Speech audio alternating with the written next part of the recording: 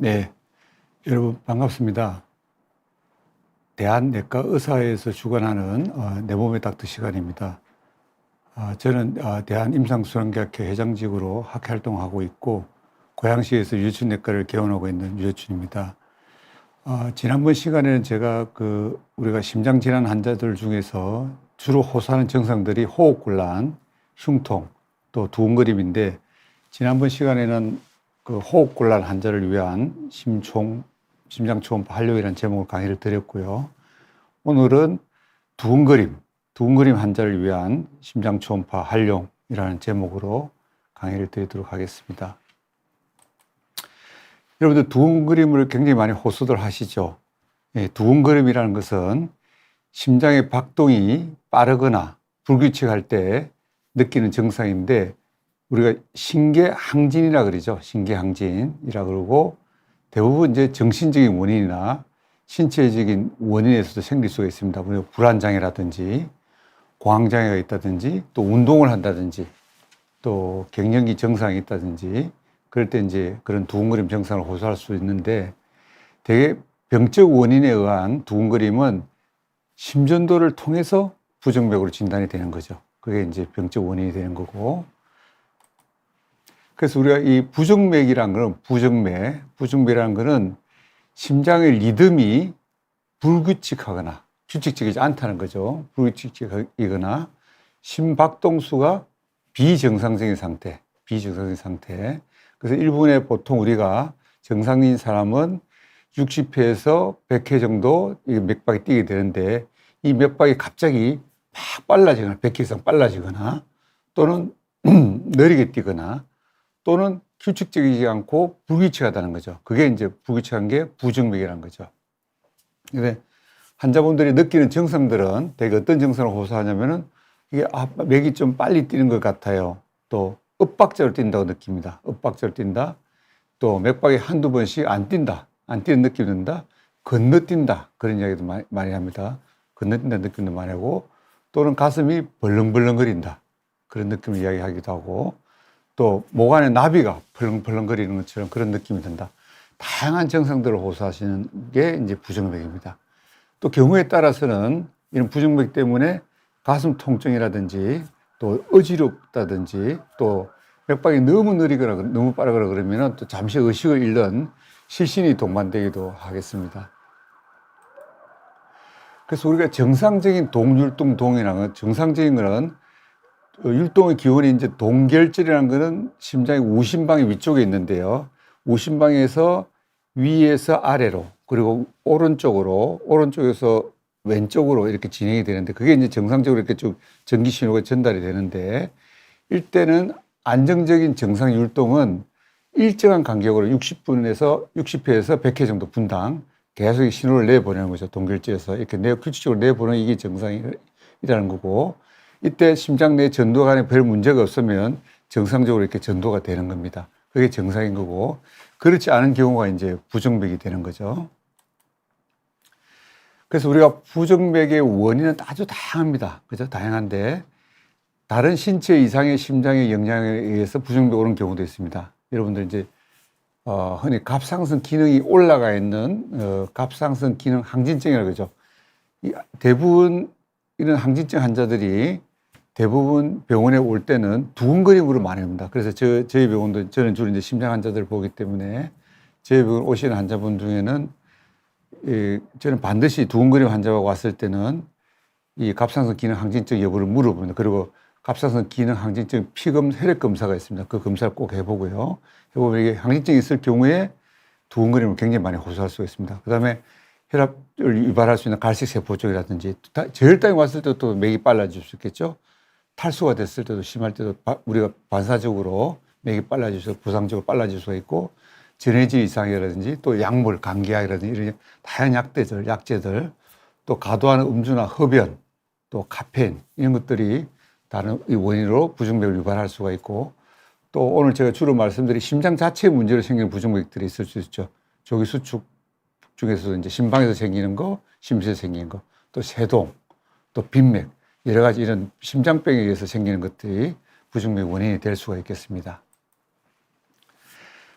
그래서 이러한 우리가 부정맥 환자들을 평가하는 주요 목적은 무엇이냐면 우선 부정맥 증상을 없애야 되겠죠. 없애야 되겠고 잠재적으로 이 환자가 이분이 왜 부정맥이 생겼는지 그 원인을 밝히는 게 중요합니다. 심장 질환의 원인을 밝히고 그래서 결국 우리가 심장에 돌연사를 방지해야 돼요. 부정맥이 있게 되면은 돌연사를 일으키는 부정맥도 있습니다. 그래서 돌연사를 방지를 해야 되고 또 한 가지 중요한 거는 심방세동과 같이 심방세동이 생기면 부정맥의 직접적인 원인은 아니지만 그 심방세동으로 인해서 심방에 혈전이 생겨서 그게 떨어져 나가서 뇌졸중이 생기는 거죠. 그런 뇌졸중의 위험을 감소시키는 게 우리가 부정맥 환자를 평가할 때 우리가 행하는 주요한 목적이 되겠습니다. 그러면 부정맥 환자들에게 왜 그러면 심장 초음파를 하느냐? 그러니까 이런 부정맥 환자를 관리하기 위해서는 결국은 진단을 해야 되고 어떤 기질적인 어떤 병이 있는지를 진단해야 되고 이 부정맥 환자가 과연 예후가 어떨 것인가 거기에 대해서 평가를 해야 되고 그렇기 때문에 초음파를 하는 거고요. 그래서 심장 초음파는 부정맥과 관련된 심근, 심장 판막증, 선천성 심장 질환의 정확한 진단을 제공하는 그런 비침습적인 검사라고 해요. 우리가 무슨 뭐 시술을 하는 게 아니기 때문에 그냥 젤을 발라서 흉곽에 대고 하는 검사이기 때문에 비침습적인 검사라는 거죠. 그래서 우리가 심장 초음파를 부정맥 환자가 하는 이유는 크게 두 가지로 생각할 수 있습니다. 하나는 심장의 윗동네, 심방에서 생기는 부정맥 원인과 진단과 예후와 치료를 할 때 필요한 거고 또 하나 큰 카테고리는 심장의 아랫동네, 심실에서 생기는 부정맥이 있습니다. 그런 부정맥의 진단과 예후와 치료를 할 때 꼭 이 심장 초음파가 필요하다는 거죠. 네, 그렇게 이해를 하시면 될 것 같습니다. 왜 나는 부정맥인데 왜 심장 초음파를 하시죠? 하면 이제 거기에 대한 답변이 될 것 같습니다. 그러면 이제 심장의 위쪽에 생기는 부정맥 중에 제일 흔한 게 이제 심방세동 환자인데 그럼 우리가 심방세동 환자에서 심장 초음파를 할 때 무엇을 봐야 합니까? 네. 우선 심방세동이라는 거는 세동, 빠르고 무질서하다는 거예요. 불규칙하고. 그게 심방세동입니다. 심방세동인데 밑에 심전도에 보시면은 우리가 이렇게 정상적으로 이렇게 규칙적으로 가야 되는데 규칙적이지 않고 짧았다, 늘어났다, 짧았다, 늘어났다 또 이렇게 불규칙하죠. 하고 정상적인 피파가 잘 보이지가 않습니다.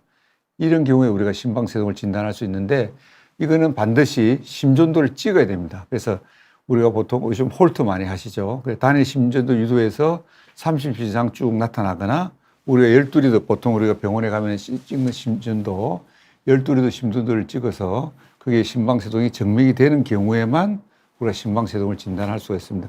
내가 이렇게 맥을 잡아서 불규칙하다고 그게 되는 게 아니고 또 뭐 워치나 이런 걸 해가지고도 되는 게 아니라 반드시 심전도를 찍어야 됩니다. 찍어서 진단을 해야 된다는 걸 잘 아셔야 될 것 같고요.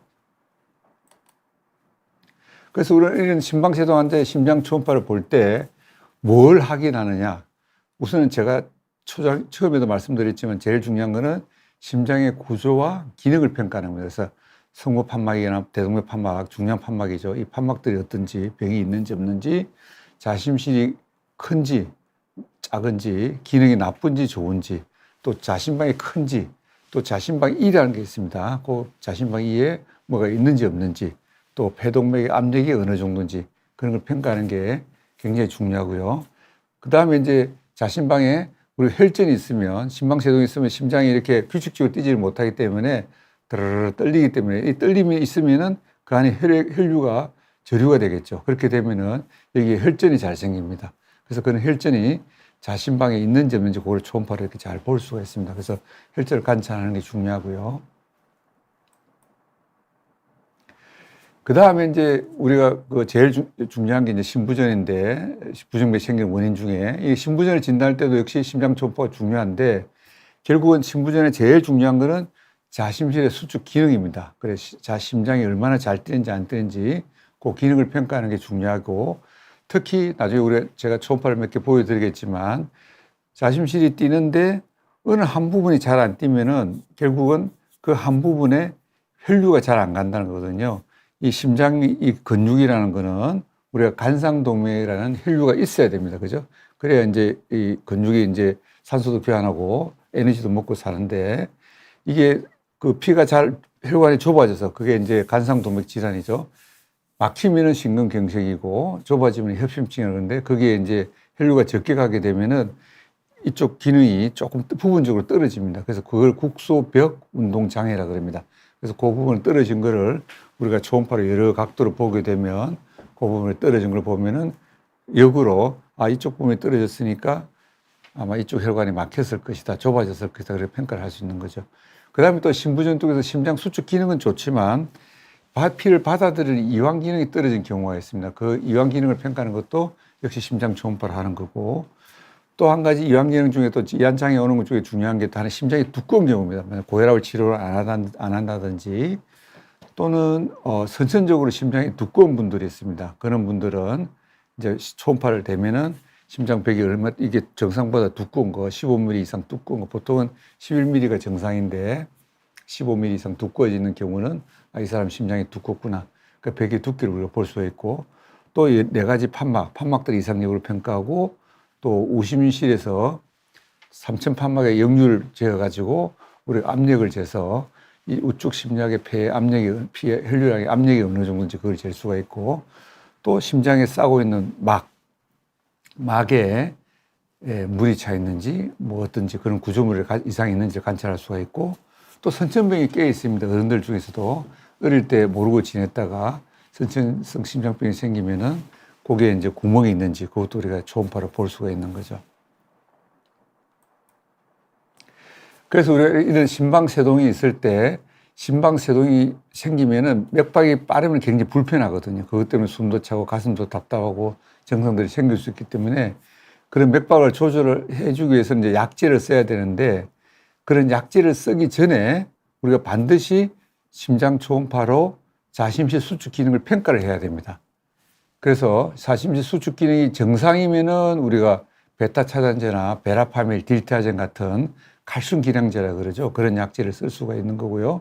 만약 기능이 나쁘다 그러면은 디족신이라든지 또 소량의 베타잔트를 쓸 수가 있고 아미오다린 같은 약제들도 쓸 수가 있습니다.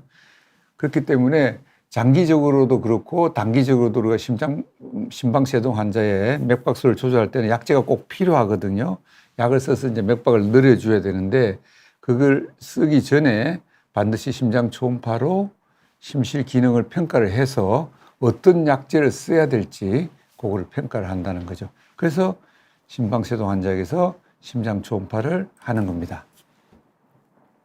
그 다음에 또 중요한 게 뭐냐면 심방세동 환자는 제일 중요한 게 아까 말씀드렸지만 중풍이 생길 수 있어요. 풍이 올 수가 있어요.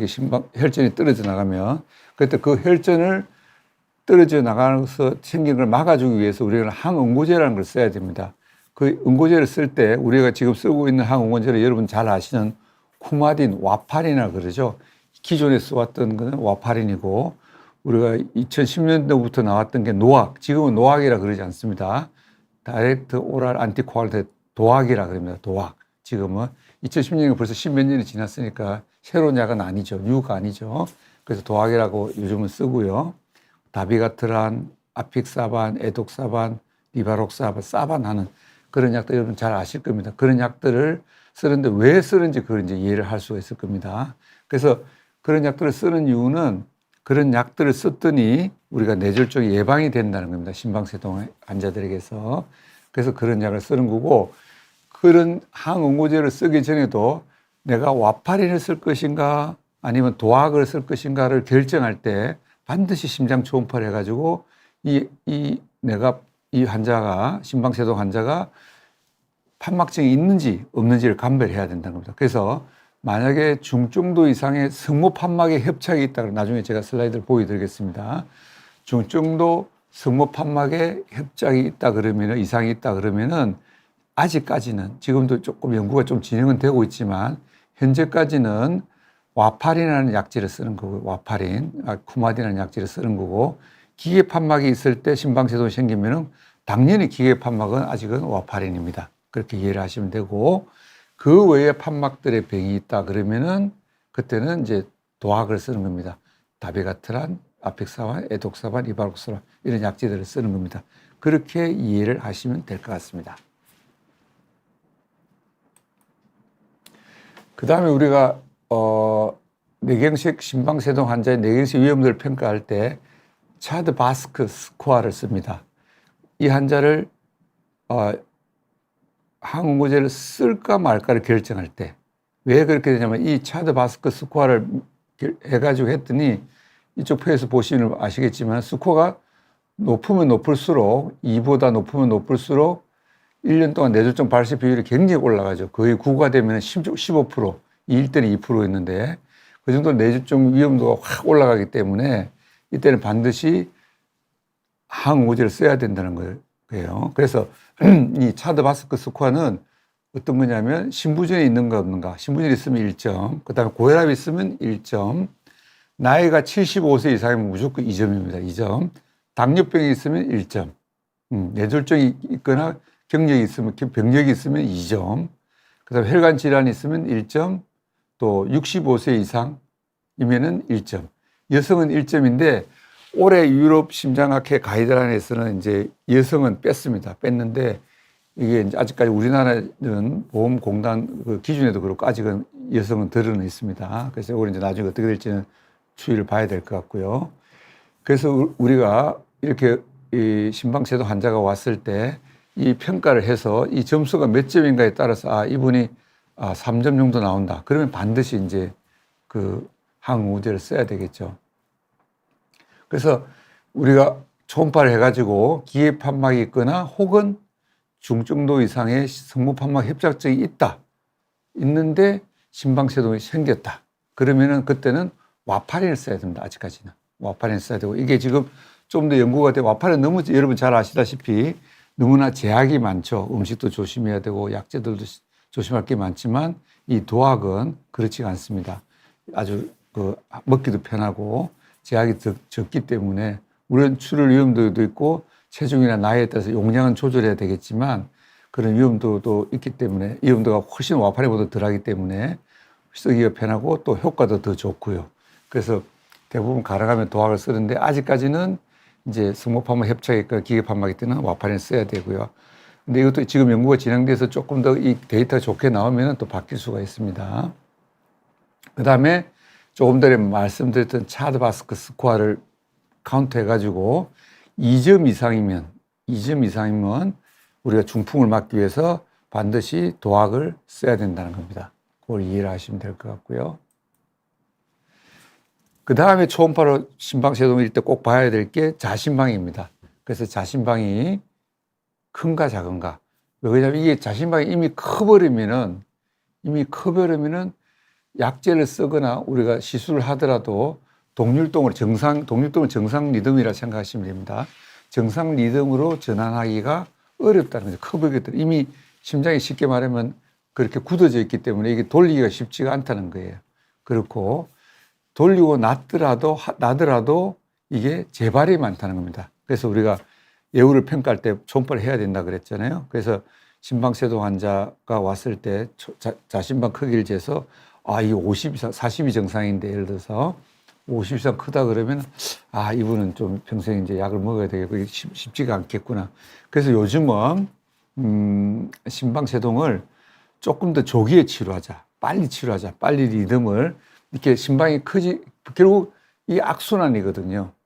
심방세동이 생기면 심방이 커지게 되고 심방이 커지면 심방세동이 재발도 잘 되고 잘 안 낫고 이게 계속 악순환의 고리를 가기 때문에 이거를 조금 더 얼리에 1년 이내에 생긴 지 1년 이내에 조기에 가능하면은 치료를 하자는 식으로 이제 10년 동안 여러 가지 치료 가이드라인이나 지침들이 막 바뀌면 공부를 우리가 해가면서 연구를 해가면서 한 결론이 이제 점점 더 조기에 심방세동이 생겼을 때 그 심방세동을 빨리 돌리자. 그런 쪽으로 가고 있습니다. 그럴 때 그런 걸 판단하고 결정할 때 우리가 이런 심장 초음파가 중요한 역할을 하는 거죠. 심방의 크기가 어느 정도인지.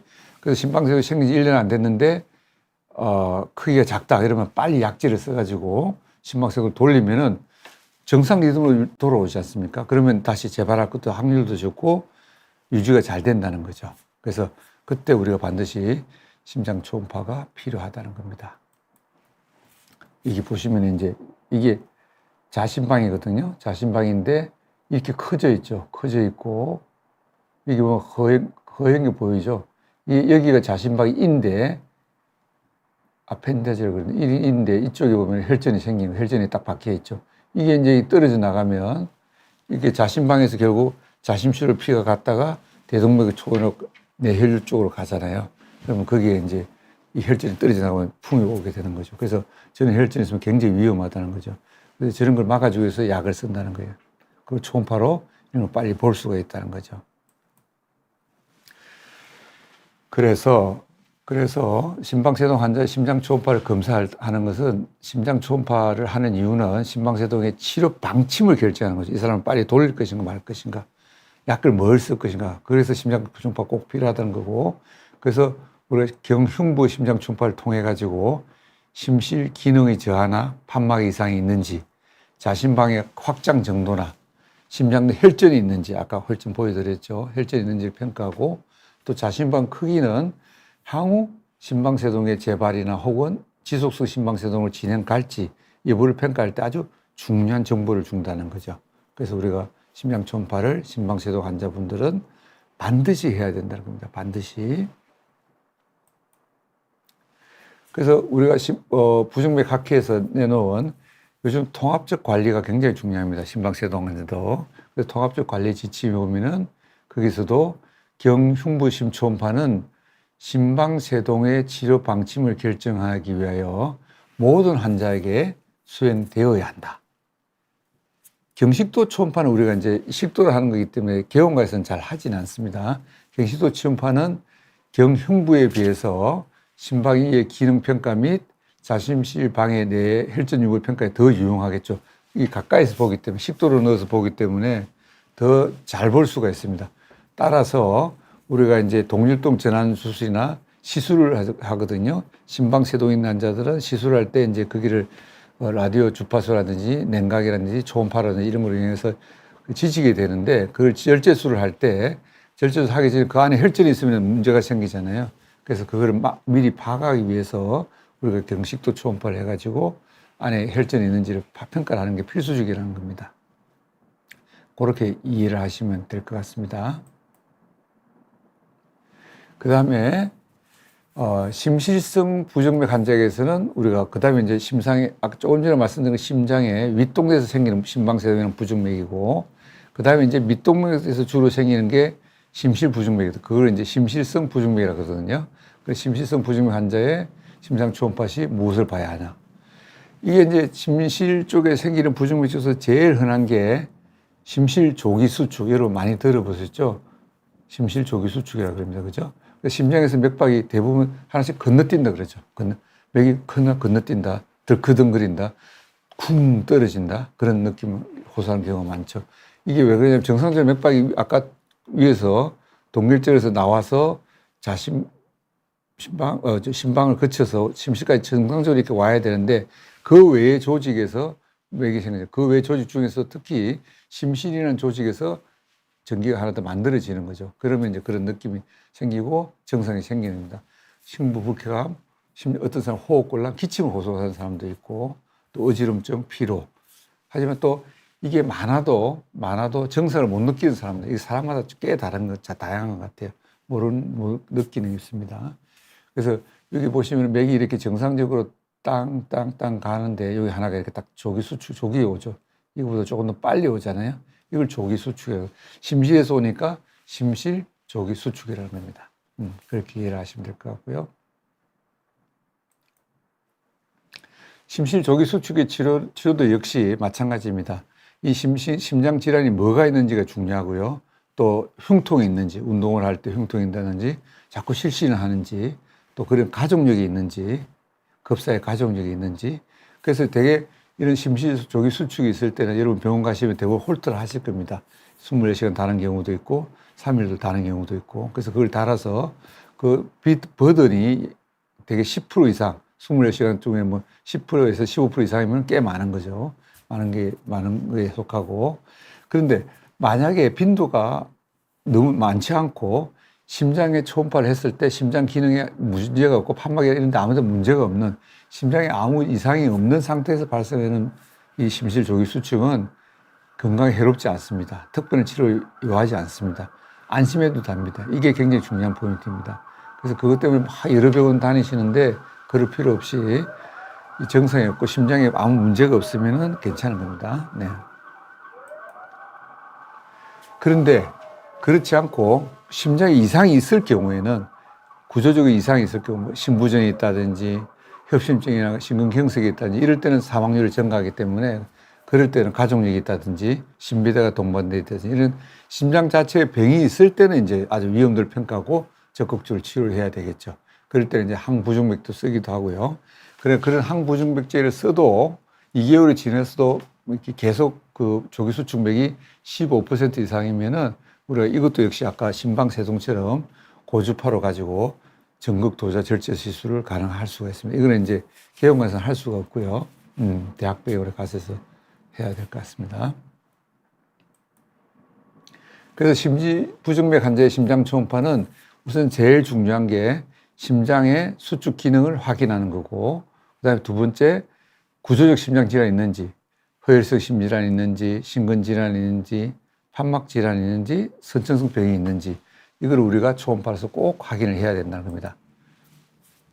그래서 우리가 초음파를 몇 개 보시면은 이분은 이제 약이 끊고 숨이 차서 왔는데 보니까 이 심방세동도 있죠. 이게 심장에 보시기 판막 여기가 이게 이제 자심방이고요. 여기 자심실이고 여기 이제 아까 말씀드렸던 성모 판막입니다. 성모 판막이 거의 안 열리죠. 이렇게 쭉쭉 열려야 되는데 하키 스틱처럼 쭉 열리지 않고 꺾이죠, 그죠? 하키 스틱처럼. 그리고 여기 스키하고 심하고 이게 이제 성모 판막 협착증입니다. 그래서 이런 환자들은 다른 뷰로 보면은 이게 활자가 열려야 되는데 열리지가 않고 물고기 입처럼 뻐끔뻐끔하죠. 압력을 재면 압력이 굉장히 높고 잘 열리지 않는 이런 게 성모판막 협착증이고, 이런 경우는 이제 우리가 심박세동이 잘 생길 수가 있거든요. 이런 경우는 이제 이 판막 수술을 할 수도 있고 세동을 치료할 수도 있습니다. 그 다음에 이제 이 환자도 마찬가지입니다. 이 청진했더니 잡음이 들렸는데 이것도 아까처럼 잘 안 열리죠, 그죠? 역시 성모판막 협착증 환자가 되겠고요. 그 다음에 이 환자도 역시 뭐 잡음이 들렸는데 이 환자는 아까가 조금 더 잘 열리긴 열리는데 이 판막 보시면 어떻습니까? 뒤로 이렇게 빠지죠. 네, 빠지고 여기서 보시면은 그 빠지는 사이로 피가 역류를 하죠. 판막 역류증이라고 그러죠. 피가 역류한다. 그래서 이렇게 성모판막 역류증이 되겠습니다. 역류증이 있고, 이 케이스는 아까 보여드렸죠. 혈전 있는 거 보여드렸고요. 그 다음에 이거는 이제 심전도 이상에도 왔는데 심장이 이렇게 두꺼운 거예요. 굉장히 두껍죠. 예. 이렇게 두꺼우면은 이거는 이제 유전적인 원인인 날 봐야 됩니다. 이분은 비후성 심근증 환자가 되겠고요. 그 다음에 이분은 이제 매 술을 드시는 분인데 숨이 차서 오셨는데 봤더니 심전도도 이미 심방세동이 와 있고요. 부정맥이 와 있고, 심장을 보세요. 거의 뛰지가 않죠. 이게 자심실이 그냥 꼼지락. 예. 이게 심부전, 심장이 거의 뛰질 않습니다. 그죠? 그 이걸 평가를 해야 되고요. 이분은 고혈압인데 고혈압을 20년 동안 치료를 안 했어요. 그래서 와서 고혈압이 180에 130인데 심장이 거의 안 뛰죠. 이런 환자들이 꽤 있습니다. 혈압을 치료 안 하면 결국 나중에 이렇게 심장이 나빠진다는 거예요. 심장이 거의 뛰질 않죠. 예. 이분도 역시 잡음이 들려서 봤더니 이렇게 심방과 심방 사이에 구멍이 어릴 때부터 있었는데 44세가 돼서 발견이 된 거죠. 초음파로 이렇게 보면 이게 구멍이 피가 이렇게 심방 중격 결손이 되겠습니다. 예, 여기 이렇게 구멍이 이렇게 피가 이게 안 새야 되거든요. 없어야 되는데 이렇게 새는 거죠. 심방 중격 결손이고, 이분은 심실 중격 결손, 여기 심실에 구멍이 생겨가지고 이렇게 구멍이 생긴 게 보이죠, 초음파로. 이런 걸 선천적으로 구멍이 있는지를 평가할 수가 있고, 또 이분은 이제 나이가 아주 86세신데 숨이 차서 오셨는데 당뇨 혈압이 오래됐어요. 초음파를 봤더니 이쪽 부분이 잘 안 뛰죠. 여기를 보시면 이렇게 잘 들어오는데, 여기도 보면 이렇게 잘 들어오는데 이쪽이 잘 안 뛰죠. 이게 잘 안 들어오잖아요. 이쪽 부분에 이제 아까 말씀드렸듯이 국소벽 장애가 있는 거죠. 피가 잘 안 간 거죠. 그쪽 부분에 혈관이 좁아진 거죠. 그래서 이분은 거기다가 스텐트 시술을 했던 환자가 되겠습니다. 이분도 보면은 이분은 그냥 가슴이 아픈 게 아니라 속이 쓰려서 왔어요. 되게 이제 흉통 환자 중에서 가슴이 아픈 게 아니라 속이 쓰려서 오는 경우도 있고, 하백경색이 있을 경우에 이분도 역시 이쪽 부분에 심장이 거의 뛰지, 이쪽은 잘 뛰는데 이쪽이 거의 뛰지 않아가지고 경색이 와가지고 얇아지면서 여기 구멍이 생겼어요. 이게 터져가지고. 그래서 이런 경우는 이제 응급으로 수술하고 시술을 했던 그런 정례가 되겠습니다. 이것도 이제 초음파를 이렇게 볼 수가 있다는 거고요. 그 다음에 이제 심장을 싸고 있는 막이 있습니다. 그 막에 우리가 코로나 때도 많이 봤죠. 많이 겪으셨죠. 이 물이 차는 경우가 있습니다. 그래서 이런 경우도 우리가 심장 초음파를 이렇게 볼 수가 있습니다. 그래서 우리가 두근거리는 증상이 있을 때 심장 초음파를 하게 되면은 이런 심장 초음파 검사는 부정맥과 관련된 심근, 또 심장 판막증, 선천성 심장 질환, 이 정확한 진단과 여부를 평가하는 그런 비침수술 검사이고, 반드시 부정맥 환자에게는 심장 초음파를 해가지고 수축 기능이 어떤지, 이완 기능이 어떤지, 판막 기능이 어떤지, 또 심방세동등 특히 자심방의 크기와 혈전이 있는지, 또 선천성 심장병이 있는지를 반드시 관찰해야 되겠습니다. 네. 네, 오늘 강의는 이것으로 마치도록 하겠습니다. 네, 그러면 이제부터 질문 시간을 갖도록 하겠습니다. 질문을 올려주시면은 네, 질문 받도록 하겠습니다.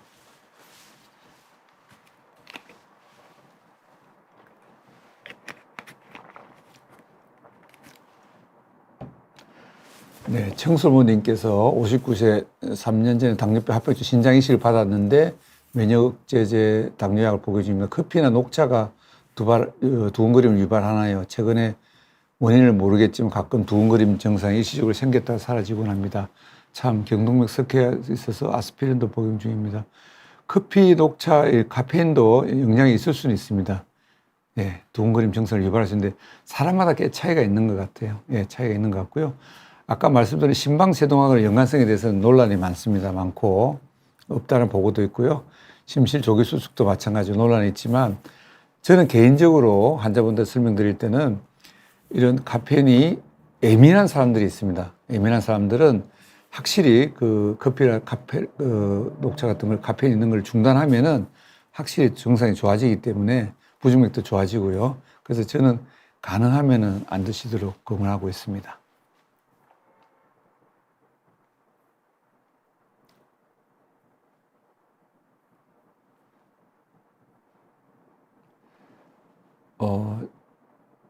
잘 묵고 잘 자기 분이신데요. 어제 갑자기 어지럽고 심장이 갑자기 뛰고 입에서부터 다리까지 떨림이 20분 정도 있다 호전되었습니다. 혈액 검사, 머리 CT상 이상이 없다는데 왜 그런지 무서워서 외쳐도 겁이 납니다. 네. 그래서 이게 가능성이 있는 게 두근거림이 있을 때 딱 그 증상이 있을 때 병원을 가야 되거든요. 이미 다 깔아앉은 상태에서 응급실을 갔기 때문에 뭐 CT 찍어도 안 나고 심전도도 아마 정상이었을 것 같은데, 제일 중요한 거는 그런 증상이 있을 때 병원에 가서 심전도를 찍는 게 좋고요. 낮에는 대부분 이제 개인 병원에는 심전도는 어느 병원에나 다 있습니다. 그렇기 때문에 그런 증상이 있을 때는 바로 그때 가까운 병원에 가서 계속 기다리지 말고요. 내가 지금 막 가슴이 뛰니까 심전도 먼저 찍어달라고 해서 심전도를 찍어서 의사한테 보여드리는 그게 제일 중요합니다. 그때 찍는 게 제일 중요하겠습니다. 그 다음에 심장 초음파 검사에서 두근거림 원인을 발견 못하면 다른 검사가 필요한 거예요. 네, 아까 말씀드렸던 홀터 검사가 있습니다. 심장 초음파 검사는 두근거림 원인을 발견하지 못하면 그렇죠. 원인을 발견하는데 심장 초음파가 제일 중요하고 그 원인을 찾지 못하면은 뭐 MRI나 CT 등 다른 검사도 있습니다.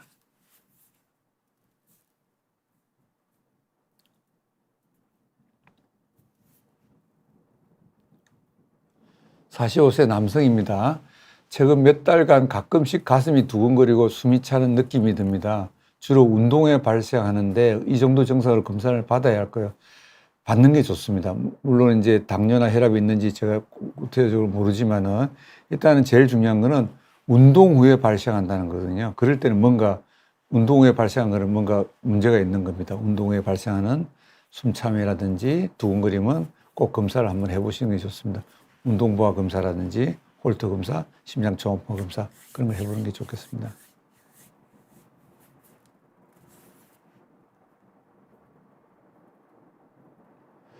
저는 평소에 건강한 편이고 술, 담배도 안 하는데 두근거림이 가끔씩 생깁니다. 이게 이제 어느 정도 부정맥과 연관성이 있을 거예요.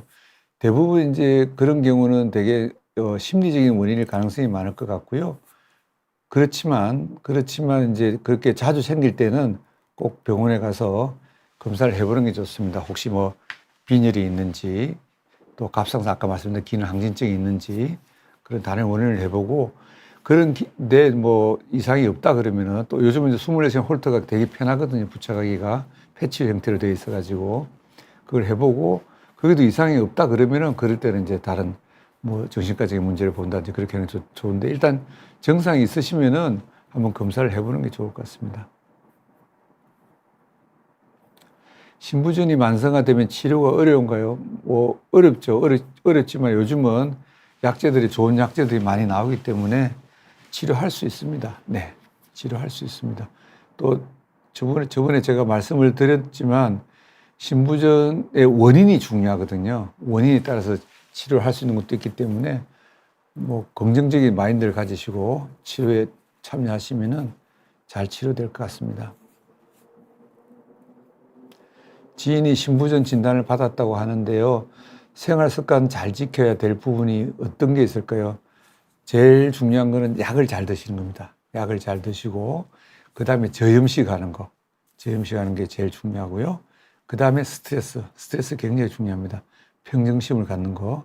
스트레스를 관리하는 게 제일 중요하고요.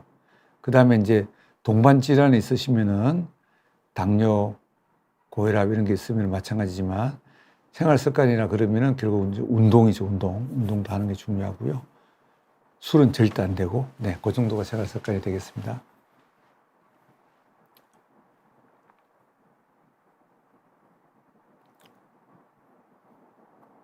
심장에서 어떤 문제가 있으면 혈압이 오를 수 있나요? 심장 초음파를 해보면 될까요? 혈압의 원인은 대부분의 90% 이상은 본태성이죠. 원인 모르는 본태성이고, 2차성 원인은 이제 아까 말한 갈색 세포 정도 있을 수 있고요. 또 신장에 가는 동맥이 나이 들면서 좁아져서 생길 수도 있고, 또 쿠싱이라 그러죠. 스테로이드 많이 복용해가지고 생기는 그런 2차성 원인도 있을 수 있지만 대부분은 본태성이고 심장 초음파를 한다고 고혈압이 오른 걸 찾아내는 건 아니고 고혈압 환자들에게서 심장 초음파를 하는 이유는 심장의 두께라든지 기능을 보는 거죠. 얼마나 아까 제가 하나 케이스를 보여드렸잖아요. 이게 고혈압을 치료 안 하고 있으면 결국 나중에 심장이 망가져요. 심장이 두꺼워지고 늘어났다가 나중에는 아까 제가 보였던 환자처럼 기능을 못 하게 되는 거죠. 그때 되면 치료가 굉장히 힘듭니다.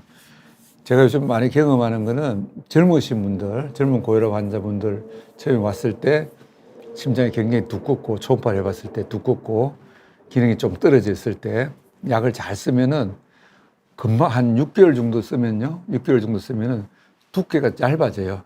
얇아지고 크기도 줄어들고 기능도 좋아지고 요즘 검진철이니까 검진 많이 하시잖아요. 신비대에 있다 그래요. 신비대가 있고 고혈압이 있을 때 약을 잘 쓰면은 심장이 줄어들어요. 크기가. 그건 확실합니다.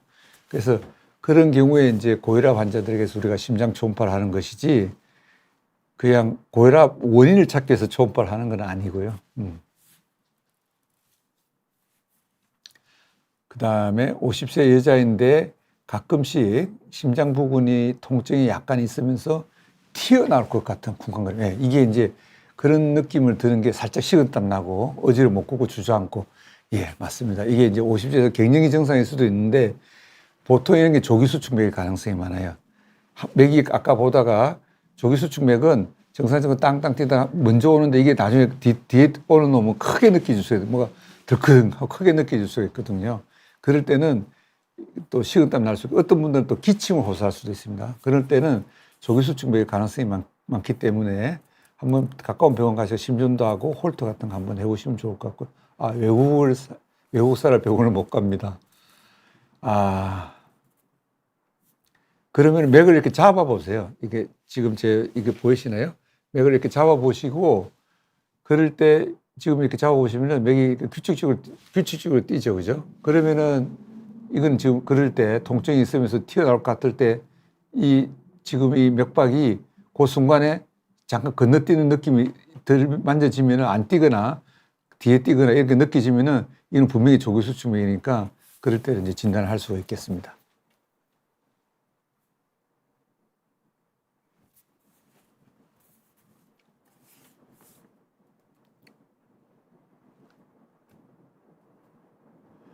지인이 공황장애 증상이 자주 나타나는데 어떻게 치료 극복할까요? 늘 예민하고 긴장하는 편에 자주 공황장애 일어나요. 잠 못 자면 드시면.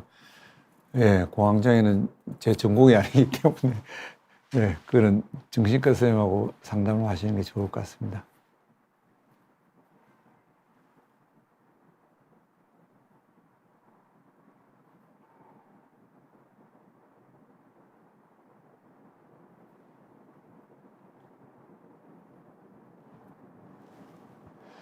심전도를 하니 한 번은 정상인데 두 번은 정상이 아니랬어요. 갑상선 기능 저하증이 있고요. 협심증 약봉인데 네. 이게 심전도는 아까 제가 말씀드렸잖아요. 그 순간만 딱 찍는 거잖아요. 12리더로. 그거 찍는 거기 때문에 그 순간에 조기수축맥이 딱 지나갈 때 딱 찍혔으면은 정상이 아니라 그랬을 거고요. 정상일 때 딱 찍었으면은 정상이라 그랬을 겁니다. 그래서 이제 그럴 때는 우리가 한 번이라도 비정상이 나왔으면은 그 검사를 24시간 심전도를 해보는 게 좋죠. 홀터 검사. 그걸 해보는 게 좋습니다. 그래서 아까도 말씀드렸지만 정상이 있을 때는 꼭 그때 가서 심전도를 찍는 게 여러분 중요합니다. 초음파를 했는데 판막이 덜 다쳐서 조금 샌다. 아까 말한 게 이제 역류입니다. 역류증인데 괜찮을까요? 40세 여자입니다. 아버지가 심근경색으로 돌아가서 더 걱정이 되면 네, 걱정이 많이 되시겠네요. 그래서 조금 다쳐서 조금 샌다. 판막에 역류를 할 때 경도, 중등도, 심한 정도 이렇게 우리가 초음파를 보면은 피 새는 양을 봐서 그 양을 정량화할 수도 있고 또 칼라로 이제 양을 볼 수가 있거든요.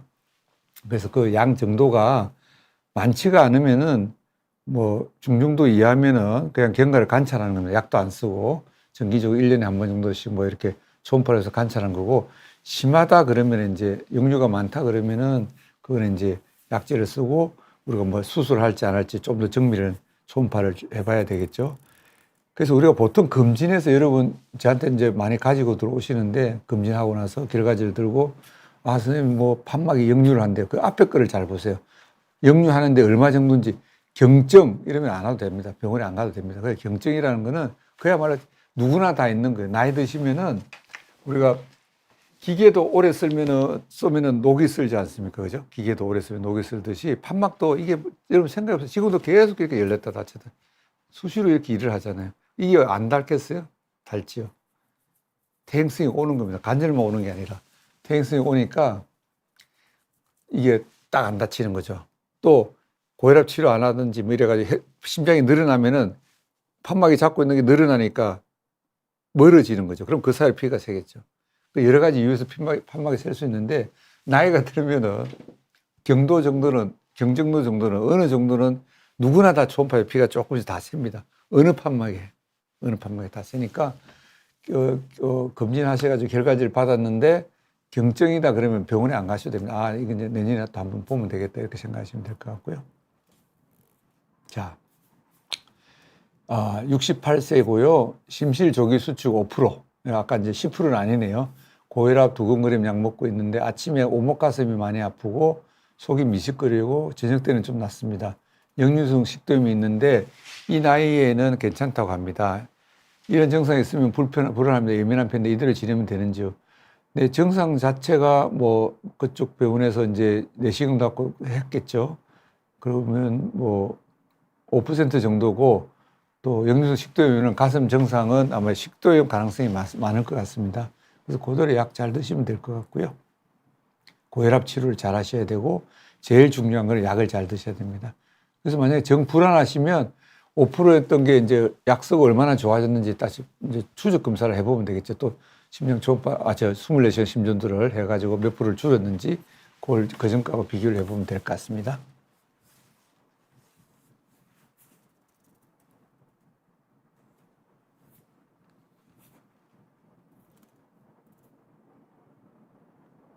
예. 58세로 최고 몇 달 동안 호흡곤란, 피로감, 심한 두근거림 자주 경험해서 어떤 진단을 받아야 되고 이런 증상은 이제 심부전하고 관련이 많거든요. 그래서 이분은 반드시 심장내과를 가서 심장 초음파도 해보고 심전도도 해보고 혈액 검사도 해보고 심한 두근거림이 있다 그러면은 24시간 홀터도 해보고 검사를 꼭 해보는 게 좋을 것 같습니다.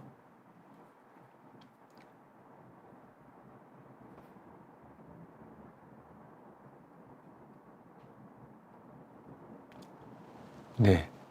40대 중반 남성입니다.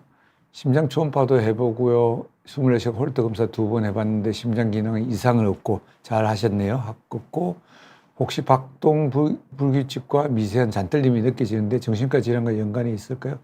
연관이 있을 수도 있습니다. 정신과 연관이 있을 수 있고 또 이게 떨림이 계속 있으면은 그럴 때 한번 또 심전도를 한번 또 찍어보는 것도 도움이 될 것 같고요. 네. 초음파까지 해서 이상이 없다 그러면 괜찮을 겁니다. 아까도 말씀드렸지만은 리어시어런스, 초음파에서 괜찮구나. 자기 본인이 안심하는 게 굉장히 중요합니다. 네. 자신감을 가지는 거요.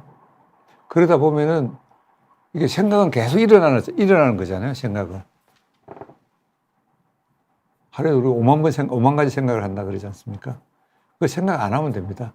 그게 이제 뭐 저는 불교지만은 종교적으로 기독교신 분도 있고 불교도 있겠지만은 그럴 때는 좀 종교적으로 힘을 빌려서 좀 마음 챙김 그런 수련을 좀 하는 것도 도움이 됩니다. 특히 두근거림 환자들 그런 분들은 안정하는 게 굉장히 중요해요. 평정심을 찾는 게 굉장히 중요하거든요. 저는 굉장히 종교가 좋은 것 같습니다. 종교적인 게.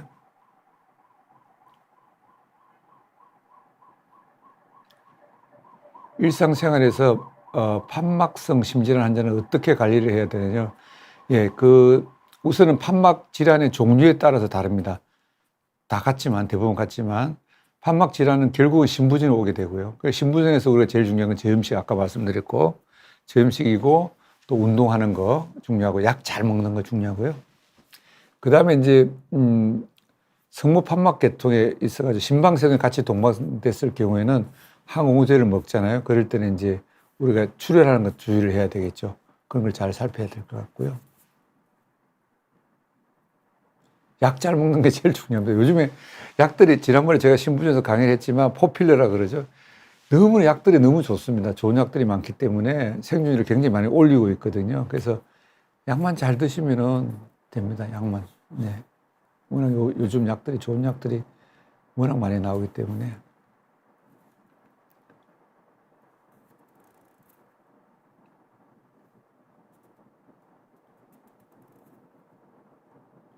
저체중과 심장 두근거림과 관련이 있나요? 그건 아닌 것 같습니다. 우리가 비만이 있을 때, 물론 이제 저체중인 사람이 뭐 예민하고 뭐 그래가지고 하면 올 수도 있고, 또 저체중 있는 사람도 갑상선 기능 항진증 오면 살이 쫙 빠지거든요.